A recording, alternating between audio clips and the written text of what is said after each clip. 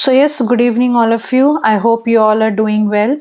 My name is Jyoti, and from today, we will start with close test and we'll try to cover all the close test which has come in the exam.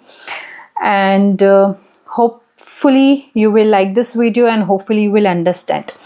So, let's start with the first passage. So, I have taken the simple passage. Let's start with the simple one. So first I'll read the passage for you and then we'll start with the fill in the blanks, and as you all know, these are also known as the fillers. So it was a cold winter morning. Rahul got up early and looked dash the window. Snow had covered dash inch of the ground. He knew he had to leave early to catch the bus. So he quickly dashed his uniform and got ready. He searched dash his shoes but could not find them.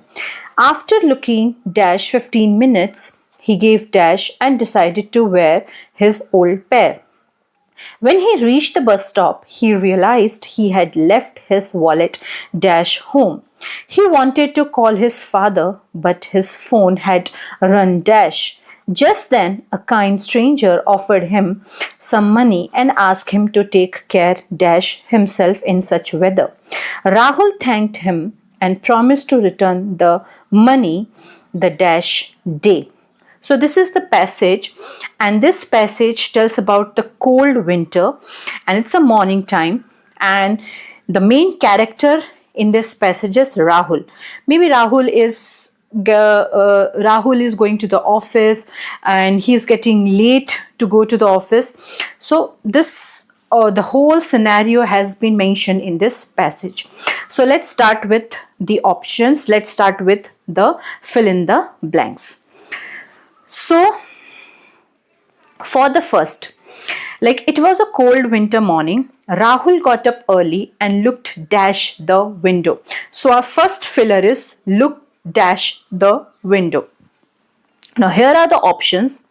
First is A, from, then B, into, then C, out of, and then the last one is through.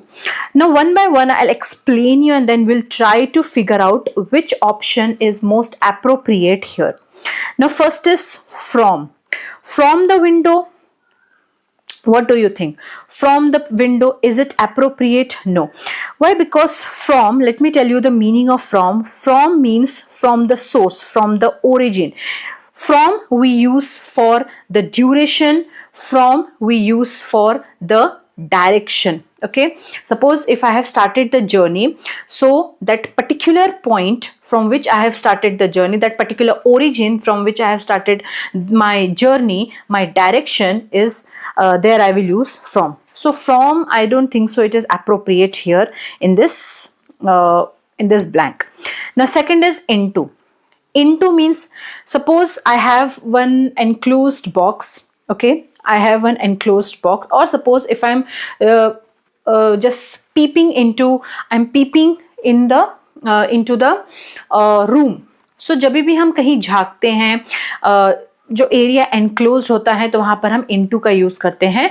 And the second meaning is also there, when there is a movement, हम बाहर से जब अंदर आने का कोई movement करते हैं तो वहां पर भी हम इनटू का यूज करते हैं. तो यहाँ पर कोई मूवमेंट नहीं हो रहा है. ओके, तो यहाँ पर इनटू भी अप्रोप्रिएट नहीं है. Okay, now third one is out of. What is the meaning of out of? Okay, so he is looking out of, so she is looking out of that box. Okay, keep out of the box, keep out of the cupboard.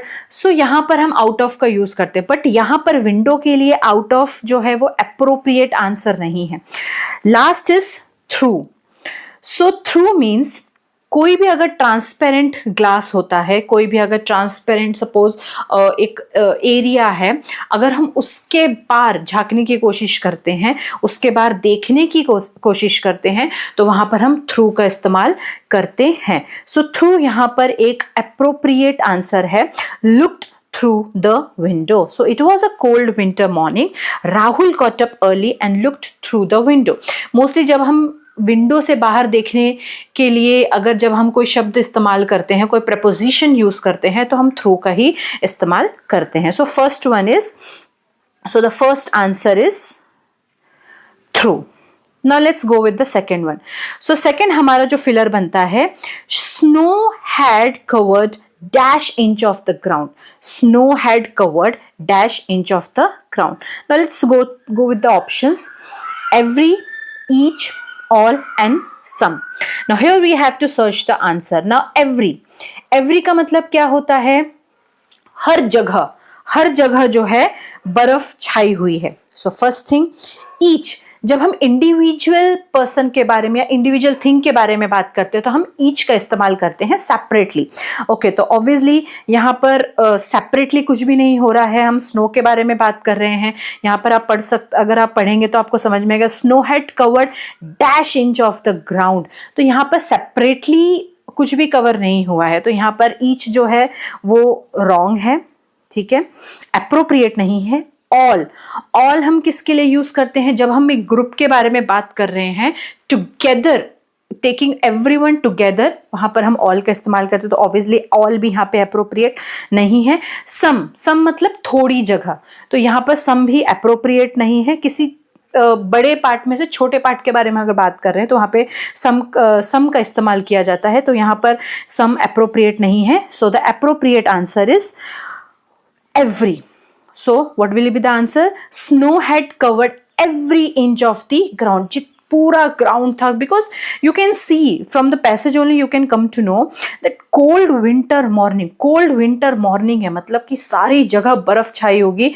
पूरा जो ground है वो बर्फ की चादर से घिरा होगा. तो ऑब्वियसली यहाँ पे ईच, ऑल, सम तो अप्रोप्रिएट नहीं लग रहा है. तो ऑब्वियसली यहाँ पर आंसर क्या होगा? Every. Snow had covered every inch of the ground. Now let's move on to the third one. So he quickly dashed his uniform. He quickly dashed his uniform. Now let's go with the options. Quickly, dash, uniform. So you try to correlate with and you try to figure out कि यहाँ पर क्या appropriate answer हो सकता है. Put on, put up, put in and put out. So these are very confusing. Whenever there is a compound prepositions, these are very like compound verbs हो गए, compound prepositions हो जाते हैं, या compound noun हो जाते हैं, या compound adjective हो जाते हैं. तो ये बहुत ही ज़्यादा confusing होते हैं because थोड़े बहुत इनकी जो meaning रहती है वो बहुत ही सेम होती है. तो ये बहुत डिफिकल्ट हो जाता है अंडरस्टैंड करना. तो let's go with the explanation. Put on. So what is a put on? जब भी हम सपोज अगर हमें ड्रेस पहनना है या कोई कोट पहनना है तो हम पुट ऑन का यूज करते हैं. Put on your cloth, put on your coat. So we use put on. Second is put up. What is the meaning of put? Suppose आपको एक टेंट लगाना है, एक हाई पोजीशन पे टेंट लगाना है, ऊंचाई पर टेंट लगाना है और वो टेंट थोड़ा ऊंचा होना चाहिए. तो उसके लिए हम यूज करते हैं put up to fix something. Okay, means to raise something or to fix something. Put in का मतलब होता है put all your efforts. आप किसी काम में लगे हुए हैं और आप अपना पूरा 100% उसको देना चाहते हैं, उस काम में देना चाहते हैं, because you want a success. So हम वहां पे यूज करते हैं put in all your efforts to finish your task. तो वहां पे पुट इन का यूज होता है. पुट आउट का मतलब होता है एक्सटिंग्विश मीन्स कि अगर सपोज आग लग गई है कहीं पर तो उसको पुट आउट मीन्स एक्सटिंग्विश, बुझा दो, लाइट ऑफ कर दो. तो this are the put out. So obviously यहाँ पर put up, put in, put out dress से रिलेटेड कुछ भी नहीं है. तो your appropriate answer is put on the uniform. So what is the answer? He quickly put on his uniform and got ready. Okay, now let's go with the fourth one. He searched dash his shoes but could not find them. So try to figure out. Shoes, ढूंढा, यहाँ वहाँ ढूंढा लेकिन उसको नहीं मिल पाया. Now let's go with the options. At, for, in, after. So this is very simple, you can easily find the answer. At का इस्तेमाल क्या होता है, ये सारे prepositions है, at, for, in, after, ये सारे preposition है. at का मतलब क्या होता है, at हम कब यूज करते हैं, जब हम एक at टाइम के लिए भी यूज होता है और at जो है लोकेशन के लिए भी, प्लेस के लिए भी यूज होता है. सो at जो है जब भी स्पेसिफिक टाइम बताना है तो at का यूज होगा, और अगर स्पेसिफिक लोकेशन, स्पेसिफिक प्लेस बताना है तो at का यूज होगा. for का मतलब क्या होता है, try to find out. I have tried my best to find that thing. तो वहां पर हम for का इस्तेमाल करते हैं. इन का भी यूज जो है वो टाइम के लिए यूज होता है, लोकेशन के लिए यूज होता है. सपोज अगर आप एक रूम के अंदर बैठे हुए हैं तो हम वहां पे यूज करेंगे इन, और अगर आप बाहर से रूम के अंदर जब आते हैं तो हम वहां पे यूज करते हैं into. So this is a difference between in and into. जब आप ऑलरेडी रूम के अंदर बैठे हुए हैं तो वो इन होता है, और अगर आप मूवमेंट कर रहे हैं रूम के अंदर आने का, वहां पे इनटू का यूज होता है. तो ऑब्वियसली इन भी यहाँ पे अप्रोप्रिएट नहीं है. आफ्टर मतलब क्या होता है, फॉलोइंग, किसी चीज के बाद, तो उसे कहते हैं आफ्टर. मीन्स फॉलोइंग समथिंग और समवन. एक सीरीज है, सीरीज के बाद, तो उसे कहते हैं after. After you know we use the phrase after you, मतलब आप चलिए, मैं आपके पीछे पीछे आ रहा हूं. so after you. so what do you think, what is the appropriate answer here? so the appropriate answer is for. Why for? because for means putting your efforts in searching something. so for is the appropriate answer. so what is the answer here? he searched for his shoes. at his shoes नहीं आ सकता. he searched in his shoes नहीं आ सकता. he searched after his shoes नहीं आ सकता. तो appropriate answer क्या होगा, for. so he searched for his shoes, मतलब पूरी एड़ी चोटी का जोड़ लगा दिया उसने अपने शूज ढूंढने के लिए, बट उसको शूज नहीं मिल पाए. तो for his shoes but could not find them. Now next is after looking dash 15 minutes. After looking dash 15 minutes. Now try to figure out, try to correlate with looking dash 15 minutes. Looking dash 15 minutes. Now what could be the possible answer? Fifth one is into, on, by, for. As I told you, into का मतलब, यहाँ पर मैंने आपको बताया कि into का मतलब क्या होता है. हर preposition का बहुत सारे different multiple meanings होते हैं. टाइम के साथ अलग है, प्लेस के साथ अलग है, डायरेक्शन के साथ अलग है, और बाकी जनरल जो मीनिंग होते हैं वो भी अलग होते हैं उनके. तो इनटू का एक मीनिंग मैंने आपको बताया कि जब भी आप मूवमेंट करते हैं किसी एनक्लोज्ड एरिया में घुसने के लिए, जैसे रूम आपका क्या है, एक एनक्लोज्ड एरिया है, चारों तरफ से दीवारें हैं, चारों तरफ से घिरा हुआ है. तो आप किसी भी एनक्लोज्ड एरिया में घुसने का जब कोई एक्शन करते हैं, मूवमेंट करते हैं, तो हम इनटू का यूज करते हैं. ओके, बट यहाँ पे इनटू का मतलब क्या है, investigate, means to investigate. Okay, investigation में भी हम इनटू का यूज करते हैं. सेकेंड, ऑन का यूज कब करते हैं हम? ऑन का यूज हम टाइम के लिए भी करते हैं, और ऑन का यूज हम एक सरफेस के लिए भी यूज करते हैं. जैसे अगर मैं किसी अगर मेरी एक बुक है, मेरी बुक जो है टेबल के ऊपर रखी हुई है, तो टेबल एक सरफेस है, तो उसके ऊपर रखी गई है, मतलब कि वहां पे ऑन का इस्तेमाल होगा, ऑन प्रेपोजिशन का यूज होगा. तो वहां पे ऑन आएगा. बाय का मतलब क्या होता है? By, whenever we are using any vehicle, कोई भी अगर हम व्हीकल यूज कर रहे हैं तो ट्रांसपोर्टेशन के लिए हम बाय का यूज करते हैं. मीन्स ऑफ ट्रांसपोर्टेशन के लिए हम बाय का यूज करते हैं. जैसे अगर मैं साइकिल से जा रही हूँ तो I will say I am going by cycle. अगर मैं ट्रेन से जा रही हूँ तो I will say I am going by train, I'm going by scooter, I'm going by two-wheeler, or I'm going by bus. So whenever we are using any means of transport, we use by. So obviously by भी यहाँ पर appropriate नहीं है, by भी यहाँ appropriate नहीं है, on भी यहाँ appropriate नहीं है, into भी यहाँ appropriate नहीं है यहाँ पे, because कोई investigation नहीं हो रहा है यहाँ पर, और कोई motion भी नहीं हो रहा है, मूवमेंट भी नहीं हो रहा है एनक्लोज एरिया में जाने के लिए। तो हमारा आंसर क्या है? After looking dash 15 minutes. After looking into 15 minutes, no, this is wrong. After looking by 15 minutes, no, this is wrong. After looking on 15 minutes, obviously this is wrong. So the last option is after looking for का मैंने आपको बताया था, जब हम कोई चीज search कर रहे हैं, इन्वेस्टिगेट कर रहे हैं, तो वहां पर आप फॉर का, वैसे फॉर के बहुत सारे अलग अदर यूजेस भी है, बट यहां पर फॉर जो है अप्रोप्रिएट आंसर है। Now let's move on to the sixth one. He gave dash and decided to wear his old pair. He gave dash and decided to wear his old pair. Now, try to correlate, try to figure out from the previous sentence. After looking for 15 minutes, 15 minute तक उसने अपने shoes को देखा, नहीं मिला। फिर उसके बाद उसने क्या डिसाइड किया? He gave dash and decided to wear his old pair. So जो उसके पुराने शूज थे उसने फाइनली डिसाइड किया, तो उसने फाइनली डिसाइड किया कि मैं अपने पुराने शूज़ ही पहन के जाऊंगा, बिकॉज भाई इनने जो मेरे नए शूज़ थे जो मैं रेगुलरली पहन के जाता हूँ वो तो मिलने से रहे, मैंने तो पूरा ढूंढ लिया, तो अब मैं पुराने शूज़ ही पहन के जाऊंगा। तो whenever you are solving the cloze test, again and again you read the sentence, again and again you read the options और try to figure out, try to correlate कि यहाँ पर क्या आ सकता है, क्या पॉसिबिलिटीज है ये आंसर यहाँ पर आने की।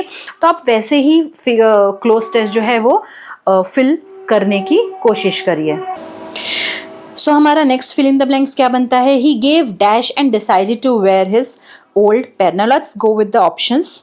सो फर्स्ट इज, सो यहाँ पर हमारा क्या बनता है? हमारा ये है compound verb gave in. So gave in का मतलब क्या होता है? To surrender, means to surrender. Okay, मतलब मैंने तो भाई यहाँ पे सरेंडर कर दिया, मेरे से तो शूज मिल नहीं रहे हैं। ओके, सो चलो ये हो सकता है, अभी फिलहाल के लिए हम इसको होल्ड पे रखते हैं। देन उसके बाद आता है गेव अप। गेव अप का मतलब होता है स्टॉप ट्राइंग, क्विट। मैंने तो क्विट कर दिया, अब मेरे से नहीं हो पाएगा, मैंने तो भाई पूरा ढूंढ लिया, छानबीन कर ली, मेरे से, मुझे तो नहीं मिल रहा है ये। Okay, like in your house also, when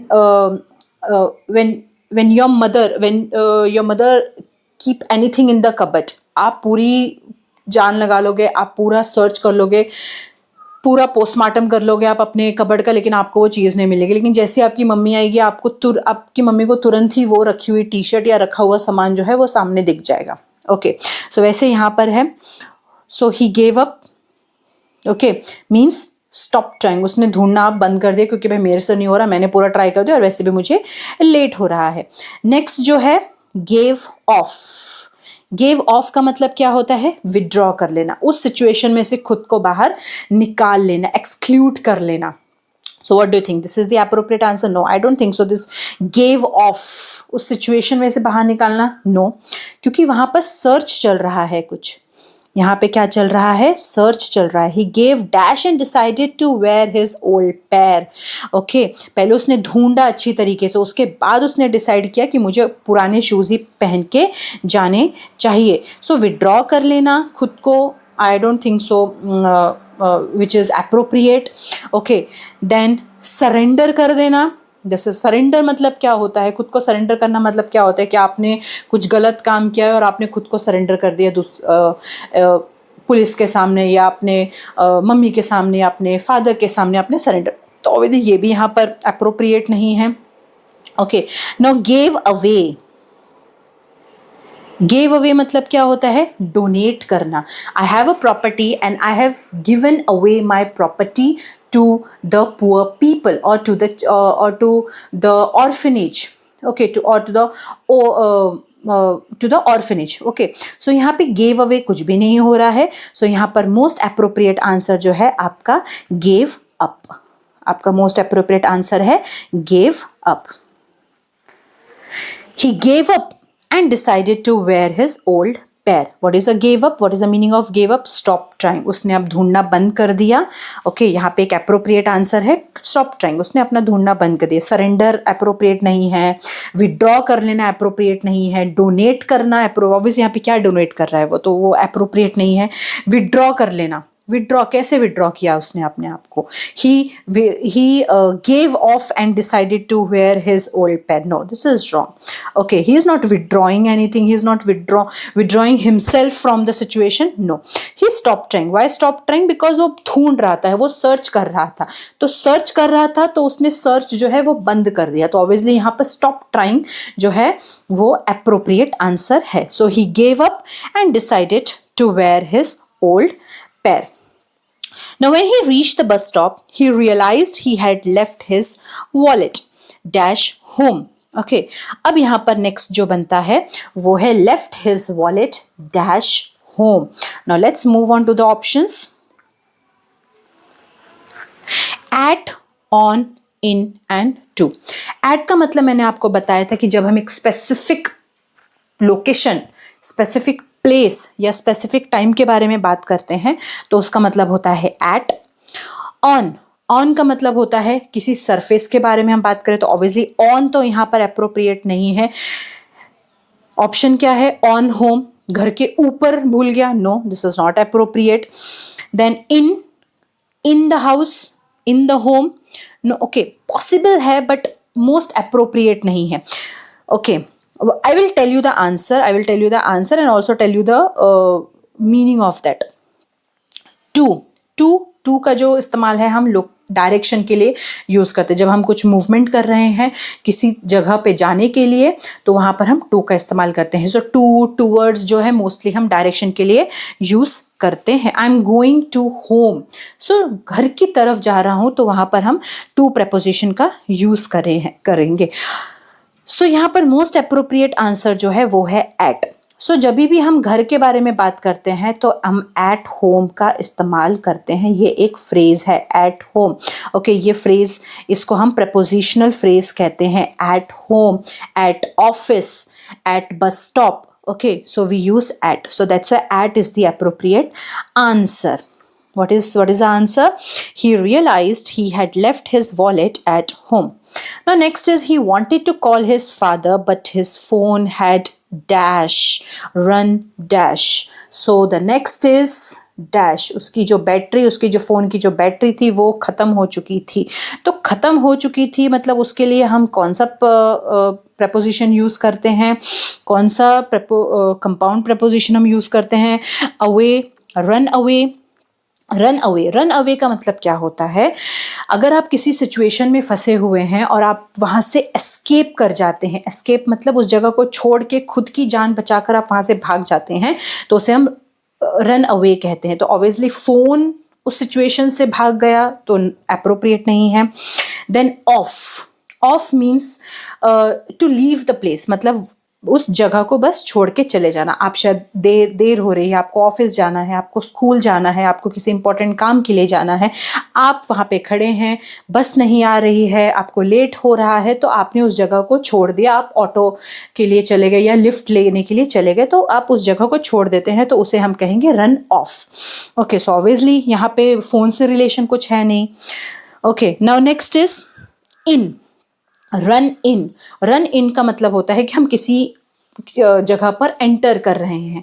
okay, involve कर रहे हैं. जैसे अगर आपके घर में फाइट हो रही है या आपके फ्रेंड्स हैं, आपके फ्रेंड्स के बीच में फाइट हो रही है, you run in to that fight means you get involve in to the fight because you want to stop the fight और you want to enjoy the fight. Okay, mostly nowadays what we are doing, अगर कोई हमारे सामने fight कर रहा है, instead of going and stopping the fight, what we are doing, we are just getting in to that to know actually why they are fighting.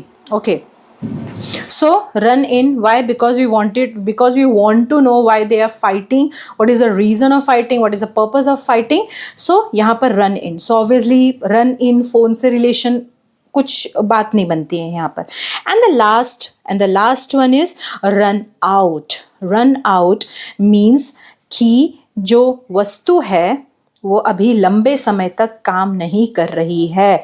सो जहाँ पर battery के लिए बहुत ही सही यूज़ किया गया है run out. My phone battery is running out, my pocket is running out. My pocket is running out means I do not have any money, so I can not go for the shopping, I cannot do anything without money, so my pocket is running out means my money is running out and my battery is running out। so यहाँ पर जो out जो है ये एक appropriate answer है। so what is the answer? He wanted to call his father but his phone had run out। run out means उसके phone की जो बैटरी थी वो खत्म हो चुकी थी, तो run out is the most appropriate answer। So the next one is, just then a kind stranger offered him some money and asked him to take care dash himself in such weather। To take care dash himself, so you can here only you can get the answer।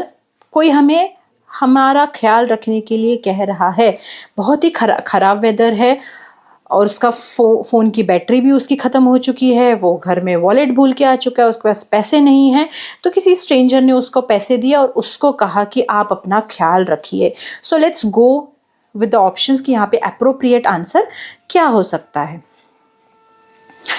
Of, with, for and to, these are all prepositions।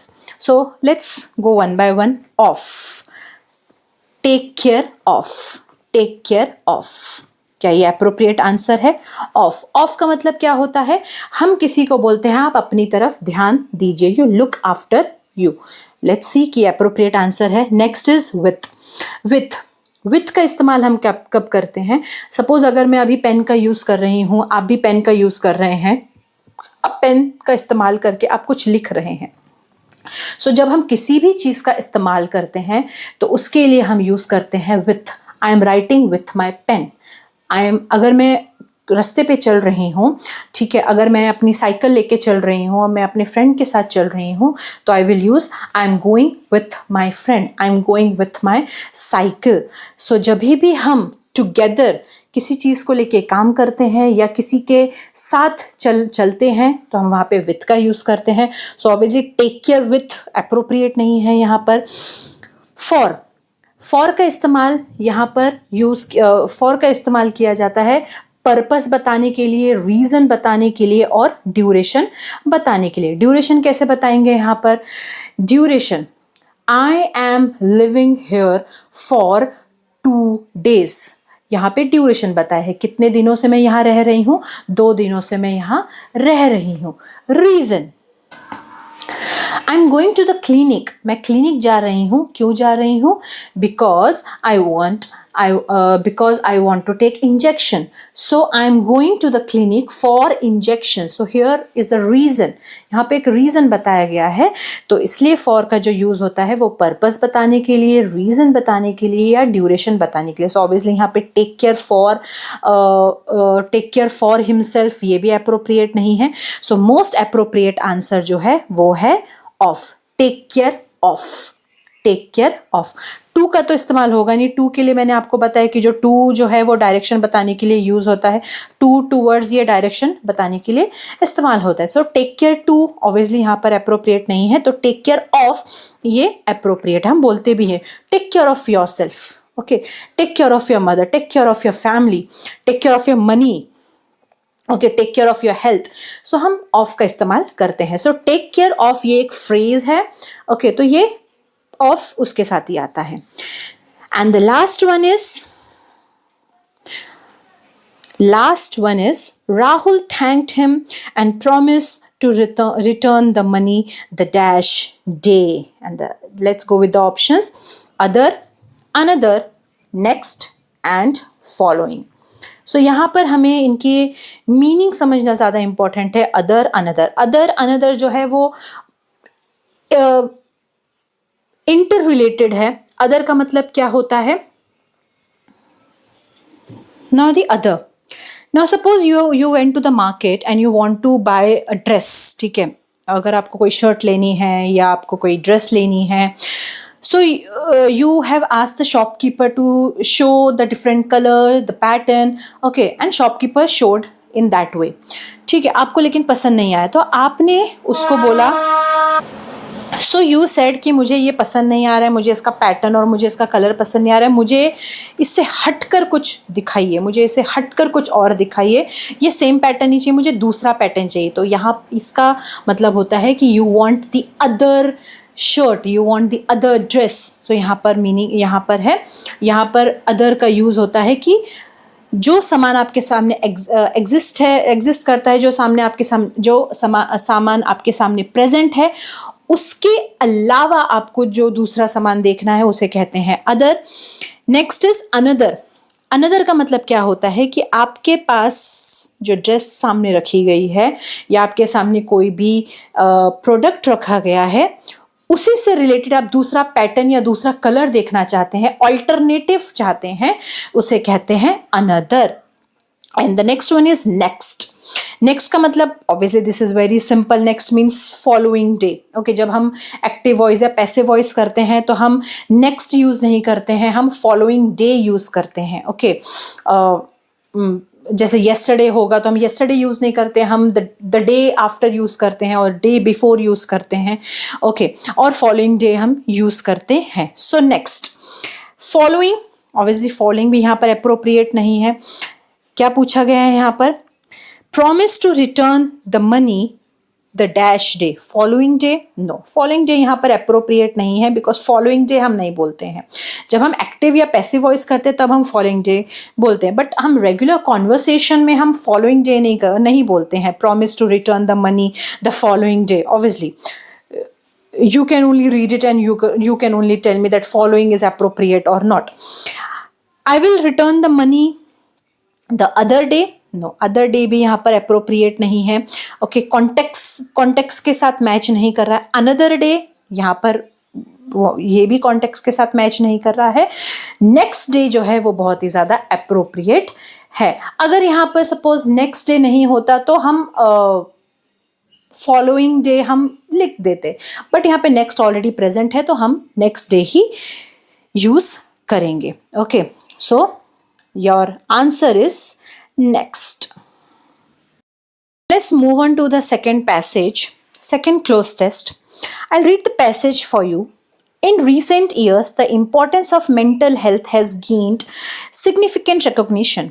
However, despite increased awareness, many individuals still hesitate to seek professional help due to the lingering associated with mental illness. This reluctance often leads to the worsening of conditions that could have been managed effectively with timely intervention. To address this issue, public health campaigns aim to misconceptions and promote understanding. Education plays a pivotal role in changing perceptions, as it can the myths that contribute to fear and discrimination. Moreover, integrating mental health education into school curricula can foster a generation that is more empathetic and to these challenges. Ultimately, creating an environment where individuals feel safe and supported is essential for the overall well-being of society. So this passage talks about the importance of mental health. This passage talks about increase of the awareness. This passage talks about the hesitation about mental illness. This passage talks about education. This passage talks about the misconceptions. This passage talks about discrimination, fear and discrimination. It talks about the empathetic. It talks about the challenges. It talks about the safety, and it talks about the well-being of society. Now let's know the fillers. Okay, so first filler is many individuals still hesitate to seek professional help due to the lingering. What do you mean by lingering? Lingering means a continuous process, the process which is still continuing. So it is known as lingering. Lingering dash associated with mental illness. यहाँ पर मतलब क्या है lingering का, जो mental illness है, individuals आज भी शर्माते हैं, हेजिटेट करते हैं उसके बारे में बात करने के लिए। तो ये जो हेजिटेशन है वो आज भी लिंगर कर रही है, लिंगर कर रही है मतलब आज भी कंटिन्यू है। ऑल्दो एजुकेशन बहुत है, ऑल्दो एजुकेशन दिया जाता है, but still so many people are hesitate to discuss about their mental illness, about their mental health. So, help due to the lingering associated with mental illness. Now, let's move on to the options. So, the first one is awareness, stigma, empathy, diagnosis, and prevalence. Now let's know one by one the meaning of these options, the meaning of this the options given here. Awareness का मतलब क्या होता है, आपके पास सारी जानकारी है, उसे हम कहते हैं awareness. Knowing about something, okay, you have all the information about the situation, you have all the information about the condition, okay, so this is known as awareness. You are aware about that. Awareness. So क्या यहाँ पर lingering awareness यहाँ पर appropriate है? No. Lingering का मतलब मैंने आपको बताया कि कंटिन्यू प्रोसेस है. ऑल्दो आप एजुकेशन दे रहे हैं लोगों को, इंडिविजुअल्स को एजुकेशन दे रहे हैं, बट तो भी ये लिंगर कर रहा है. लिंगर कर रहा है मतलब ये जो हेजिटेशन है वो कंटिन्यू चल रहा है. तो कंटिन्यू अवेयरनेस तो नहीं बन पाएगा यहाँ पर, because professional help due to the lingering awareness associated with mental. Aware तो वो बिल्कुल भी नहीं है. ओके, सो ऑब्वियसली अवेयरनेस तो यहाँ पर नहीं आएगा. स्टिग्मा का मतलब क्या होता है? फीलिंग बैड और अशेम्ड अबाउट समथिंग. जब आपको किसी चीज़ से शर्म आती है, आपको कोई चीज़ डिस्क्लोज करने में शर्म आती है, उसे ये एक स्टिग्मा है. Okay, we people have the stigma to discuss about their health. We people have the stigma to discuss about their physical and the mental health. So ये एक स्टिग्मा बन चुका है हमारी सोसाइटी में कि मैं डिस्क्लोज नहीं कर सकता हूँ या मैं डिस्क्लोज नहीं कर सकती हूँ. इवन हम डॉक्टर के पास भी जाते तो डॉक्टर के पास भी हमें हेजिटेट होता है हमारे मेंटल या फिजिकल हेल्थ को डिस्क्लोज करने के लिए. So it feels like ashamed.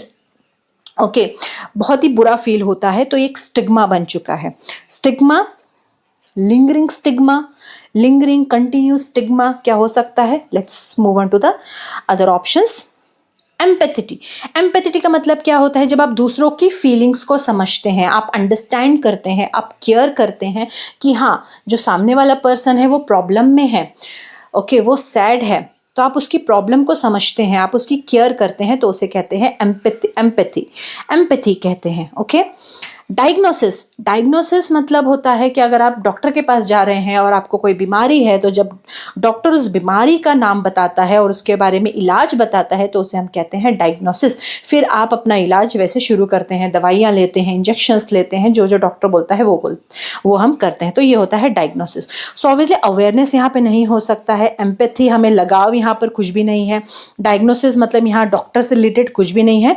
तो मेन मोस्ट अप्रोप्रिएट आंसर जो है स्टिग्मा क्या होता है? अशेम्ड है हम हमारे मेंटल हेल्थ के बारे में बात करने के लिए, इलनेस के बारे में बात करने के लिए. बिकॉज आप यहाँ पे देख सकते हैं इंडिविजुअल स्टिल हेजिटेट कर रहे हैं. तो ऑब्वियसली स्टिग्मा जो है यहाँ पर एक अप्रोप्रिएट आंसर बनता है, बिकॉज स्टिग्मा जो है वो एक अशेम्ड वाली फीलिंग होती है कि हमें वो डिस्क्लोज नहीं करना है, हमें किसी के साथ भी डिस्कस नहीं करना है. Okay. So, professional help due to the lingering stigma associated with mental illness. ये lingering, continuous stigma चलता आ रहा है कि हम हमारे mental health को discuss नहीं करेंगे. So, this reluctance का मतलब क्या होता है? hesitate. Okay, ignorance है हमारे में यहाँ पर. This reluctance often leads to the worsening of conditions. ये जो hesitation है, ये ignorance है, इसके कारण क्या हो रहा है? situation जो है वो वर्स होते जा रही है.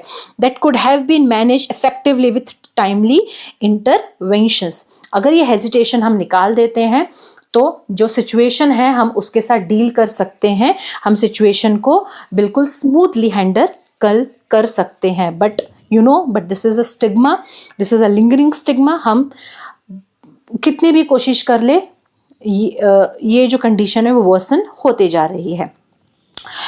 To address this issue, public health campaign aim to dash misconceptions and promote understanding. तो बहुत सारे पब्लिक हेल्थ कैंपेन्स भी हैं, लगाए जाते हैं ताकि मिसकंसेप्शंस जो है वो दूर किया जाए और लोगों को प्रमोट किया जाए, उनको अंडरस्टैंड किया जाए कि ये कोई स्टिग्मा नहीं है, ये इसमें हेजिटेट करने वाली बात नहीं है, there is nothing to avoid the situation, you better come forward and discuss about your mental health. Okay, now let's move on to the second option. reinforce now reinforce का मतलब क्या होता है?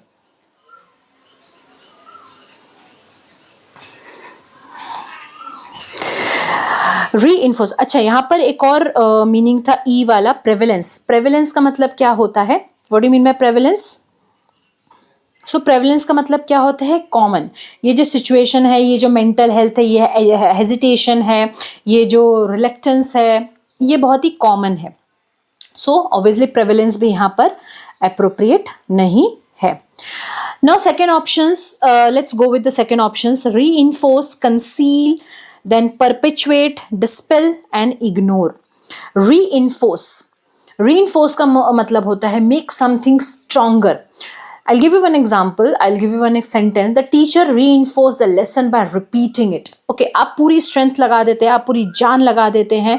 आप यहाँ जैसे कैंपेन अगर किया जा रहा है तो कैंपेन लगा के पूरा जान लगा दिया गया कि लोगों को एजुकेट किया जाए, उनको अंडरस्टैंड करवाया जाए कि ये एक स्टिग्मा नहीं है, you have to stop this stigma, okay, you have to stop this hesitation. पूरी जान लगा देना। जैसे हम जब हम एजुकेशन स्टार्ट करते हैं, जब हम किंडरगार्टन में रहते हैं, प्ले ग्रुप में रहते हैं, जब हम एजुकेशन स्टार्ट करते हैं तो हमारी जो टीचर है वो अल्फ़ाबेट्स ABCD वो पूरा रीइंफोर्स करा देती है, पूरे जान लगा देती है, हमको रोज रिपीट करवा कर पूरी स्ट्रेंथ लगा देती है अपनी, ताकि हम उसको जब तक जिंदा है तब तक हम उसको याद रखें। इसलिए आज भी अगर आपको कोई ABCD पूछेगा, अल्फ़ाबेट पूछेगा, तो आप आज भी बिना रुके आप अल्फ़ाबेट्स बता सकते हैं। Why? Because your teacher has put the effort in that. बिठा कर रोज रिपीट करवा कर ड्रिल करवा कर आपको इतना स्ट्रांग बना दिया। Okay, now next option is conceal. Conceal का मतलब होता है किसी चीज को छुपाना, to hide something. So obviously यहाँ पे जो मिसकंसेप्शंस है, अगर हम कैंपेन लगा रहे हैं तो मिसकंसेप्शंस को हमें छुपाना नहीं है, इवन वो मिसकंसेप्शंस तो हमें हटाना है। तो कंसील जो है यहाँ पर अप्रोप्रिएट नहीं है, कंसील यहाँ पे अप्रोप्रिएट नहीं है। रीइंफोर्स भी यहाँ पर अप्रोप्रिएट नहीं है, बिकॉज हम बैठा कर लोगों को ड्रिल नहीं करवा सकते हैं, रिपीट नहीं करवा सकते, तो रीइंफोर्स भी यहाँ पर अप्रोप्रिएट आंसर नहीं है। परपेचुएट का मतलब होता है the something which is going on.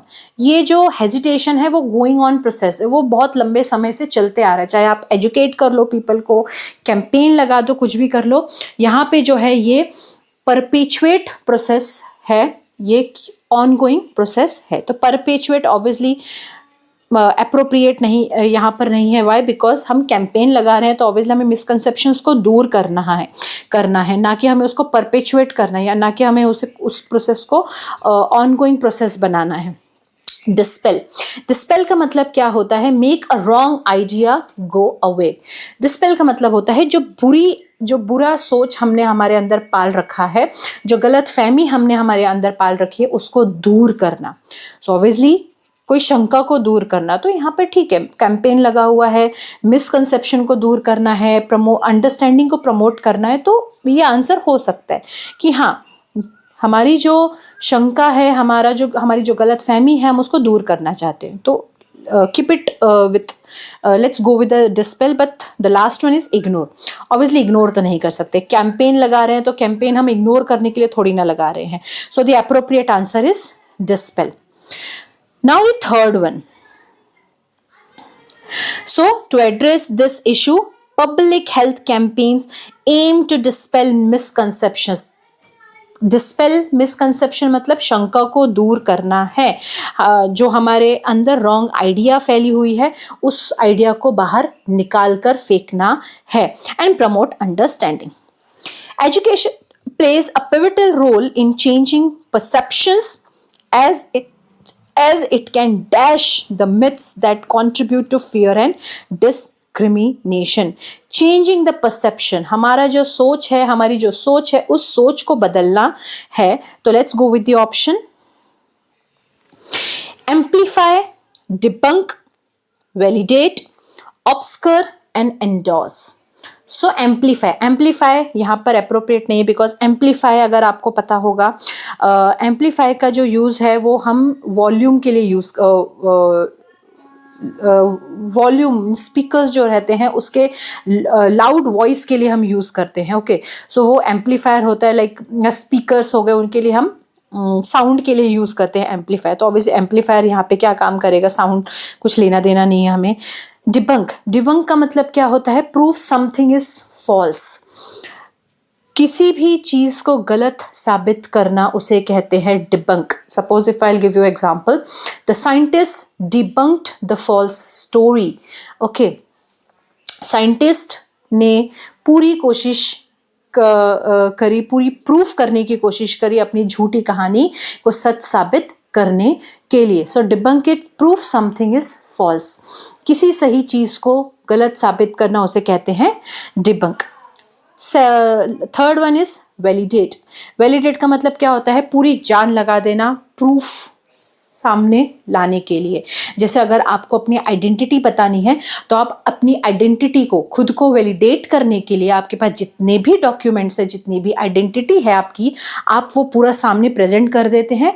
Why? Because you want to prove yourself, because you want to tell your identity is true. So ये होता है वैलिडेट.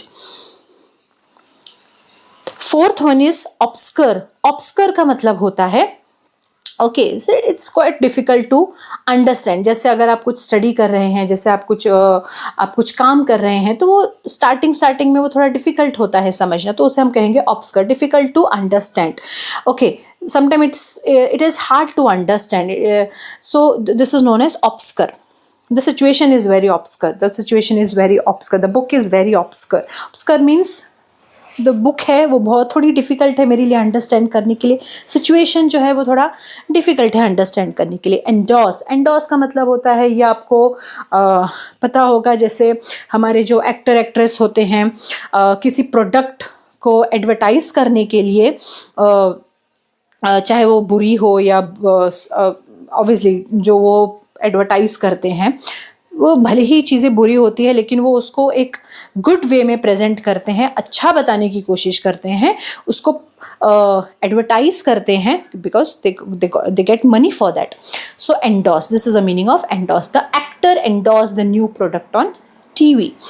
तो एक्टर ने जो है एक न्यू प्रोडक्ट को एंडोर्स किया, ठीक है, पब्लिकली प्रेजेंट किया, एडवर्टाइज किया. तो यहाँ पर ऑब्स्कर का मतलब, यहाँ पे ऑब्स्कर फिट नहीं होता है, एंडोर्स फिट नहीं होता है, बिकॉज हमें एडवर्टीजमेंट तो कुछ करना नहीं है.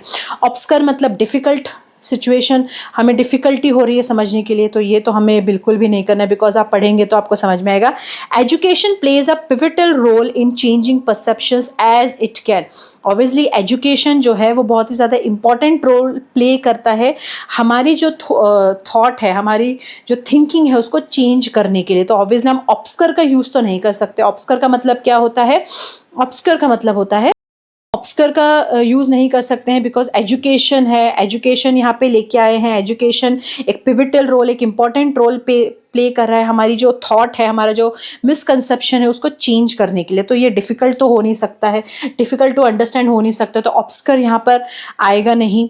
देन उसके बाद एंडोर्स यहाँ पर आएगा नहीं, बिकॉज हम कुछ पब्लिसिटी, कुछ एडवर्टिजमेंट नहीं कर रहे हैं यहाँ पर. ओके, देन वैलिडेट ऑब्वियसली हम कुछ आइडेंटिटी प्रूफ नहीं कर रहे, तो वैलिडेट भी नहीं हो पाएगा यहाँ पे. एम्पलीफाई तो साउंड से हमें कुछ रिलेशन ही नहीं है. तो लास्ट बचा है डिबंक. डिबंक का मतलब होता है कि किसी भी wrong,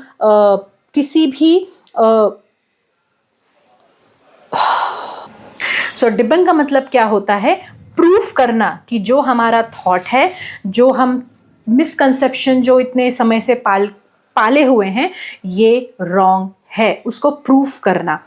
okay, so proof something is false. So debunk is the most appropriate answer here.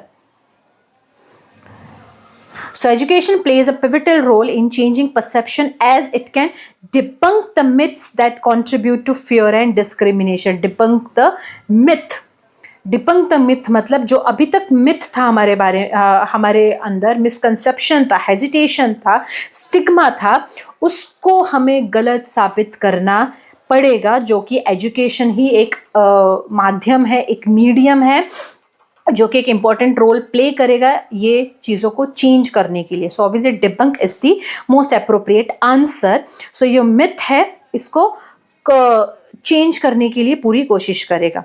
Now moreover integrating mental health education into school curricula can foster a generation that is more empathetic and dash to these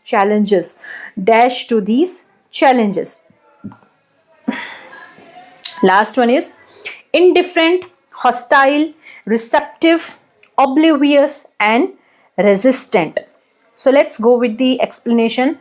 Indifferent का मतलब होता है मुझे कोई फिक्र ही नहीं है, I don't care. आप इसको स्कूल के करिकुलम में लेके आओ, आप एजुकेशन सामने लेके आओ, आप मिसकंसेप्शन दूर करो, आप स्टिग्मा दूर करो, मुझे कोई फ़र्क नहीं पड़ता. तो इसे कहते हैं इंडिफरेंट. तो ऑब्वियसली इंडिफरेंट तो आपको होना ही नहीं है यहाँ पर, तो ये कम्प्लीटली रॉन्ग है. ये पूरा आउट ऑफ द बॉक्स है. इंडिफरेंट यहाँ पे होगा ही ना. आप obviously you have to care. Okay, you cannot say I'm indifferent from this situation. No, you cannot say. Okay. Second is hostile. Hostile का मतलब होता है कि अनफ्रेंडली. मैं एंग्री हूँ इस चीज़ों के लिए कि हाँ स्कूल में ये करिकुला नहीं लेके आए, स्कूल के करिकुला में ये चीज़ें नहीं लेके आनी चाहिए. Obviously hostile, angry. Why I should be angry? This is very good option कि हमें स्कूल में भी ये चीज़ों को इंट्रोड्यूस करना चाहिए. ऑब्वियसली जो स्कूल रहता है एक बेसिक लर्निंग का प्रोसेस होता है. काफ़ी चीज़ें हम अपने करिकुलम में प्रेजेंट करते हैं बिकॉज जो छोटे बच्चे रहते हैं वो बहुत ही ज़्यादा सेंसिटिव होते हैं किसी भी सिचुएशन को लेके. तो अगर हम स्कूल से कोई भी चीज़ शुरू करते हैं तो वो बहुत ही बेस्ट ऑप्शन रहता है समझने के लिए और समझाने के लिए. So it's a very good option for learning and for understanding. So hostile, angry या फिर अनफ्रेंडली होना, no, this is also a not good option. why I should be angry or unfriendly with this decision? No. Second is receptive मतलब क्या होता है? I'm ready to listen and learn.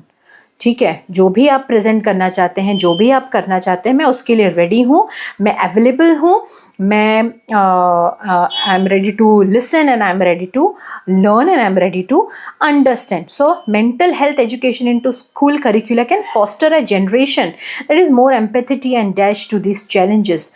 Okay, so इसको हम रखते हैं, may be शायद ये ऑप्शन हो सकता है receptive means ready to listen और अंडरस्टैंड. ऑब्वियसली जब कोई भी रूल अगर सामने लेके आए हैं गवर्नमेंट या अगर हमारे स्कूल के करिकुलम में कुछ न्यू चीज़ इंट्रोड्यूस की गई है तो I should be happy for that, I should be ready to understand that, I should be ready to learn about that. Instead of that I should not be indifferent and I should not be hostile for that decision. Okay, fourth one is oblivious. Oblivious means कि not aware of what is happening. ओके, सो यहाँ पर हम ऐसे नहीं बोल सकते हैं कि मैं अवेयर नहीं हूँ कि यहाँ पर क्या चीज़ें हो रही हैं. Why? Obviously I have to be aware. I will give you one example that he was oblivious to the noise around him. He was not aware about the noises around him. Okay, so oblivious का मतलब होता है कि not aware of what is happening. So you cannot say that what is happening, I am not aware about that. No, you have to be aware. इसलिए हम school में ये चीज़ें इंट्रोड्यूस कर रहे हैं ताकि कोई भी बच्चा ये ना बोले कि मुझे तो ये इस चीज़ की जानकारी नहीं है, मुझे तो ये चीज़ पता ही नहीं है. पता होनी चाहिए, इसलिए इन चीज़ों को पहले स्कूल में इंट्रोड्यूस किया जाता है. कोई भी मिसकंसेप्शन को दूर करने के लिए पहले स्कूल में इंट्रोड्यूस किया जाता है, करिकुलम में इंट्रोड्यूस किया जाता है. अगर कोई न्यू बुक को इंट्रोड्यूस करना है तो उसे जानबूझकर स्कूल में इंट्रोड्यूस किया जाता है ताकि बच्चों को समझे, बच्चा ये ना बोले कि मैं तो अवेयर ही नहीं हूँ इस चैप्टर से. ओके, सो ऑब्लिवियस, हम ये नहीं बोल सकते कि मैं अवेयर नहीं हूँ. ऑब्वियसली अवेयर कराने के लिए ही स्कूल करिकुलम में इंट्रोड्यूस किया जा रहा है. The last one is resistance. Resistance का मतलब होता है not wanting to do something. Okay, आप कुछ भी कर लो, मुझे तो इंटरेस्ट ही नहीं है, मैं कुछ करना ही नहीं चाहता हूँ. No, you can not say like this. If you are a teacher in a school, और if you are a staff in a school, और a child in a school, so you can not say कि आप जो भी introduce करना चाहते हैं आप कर लो, मैं तो उसमें इंटरेस्टेड हूँ नहीं, ठीक है, और मैं उसको एक्सेप्ट ही नहीं करने वाला हूँ, वो चेंज को एक्सेप्ट ही नहीं करने वाला हूँ, मैं उसको मुझे वो चाहिए भी नहीं चेंज. ओके, मैं उसको पॉजिटिवली रिस्पॉन्ड नहीं करूँगा. No. So obviously resistance, avoid करना, इग्नोर करना, तो ये हम नहीं कर सकते हैं. So the best option is receptive. Receptive का मतलब होता है एक्सेप्ट करना. जो भी चीज़ आप इंट्रोड्यूस कर रहे हैं उस चीज़ को एक्सेप्ट करना. किसी स्टिग्मा को दूर करने के लिए, मिसकंसेप्शन को दूर करने के लिए, अगर आप कोई कैंपेन लगा रहे हैं या एजुकेशन सिस्टम को चेंज कर रहे हैं, तो इस चीज़ के लिए मैं रिसेप्टिव हूँ मतलब मैं इस चीज़ के लिए रेडी हूँ. इस चेंज को एक्सेप्ट करने के लिए आई am ready for that, because I will understand and I will listen. Okay, so ultimately okay, mental health education into school curricula can foster a generation that is more empathetic and receptive to these challenges. Receptive means acceptance to these challenges, ultimately creating an environment where the individuals feel safe and supported is essential for the overall well-being of society. Okay, so this was the passage. So first one जो था वो थोड़ा simple था, second one थोड़ा सा difficult था, but options जो थे वो बहुत ही कम थे, जैसे 4 ऑप्शंस थे. धीरे धीरे करके हम जो लेवल है वो थोड़ा सा एडवांस लेवल मैं लेके आने की कोशिश करूँगी. Okay, so this was all about for today. I hope you have understood. And जितने भी सीरीज हम क्लोज टेस्ट के करेंगे, I hope it will be quite easy for you to attempt cloze test in the exam. Okay, so that's all for today. Anything if I missed out, और अगर कुछ गलती हो गई होगी, कोई मिस्टेक हो गई हो, तो please do comment. And if you have enjoyed the video, if you have understood the video, you please do comment. And that's all for today. Thank you very much. Have a nice day ahead.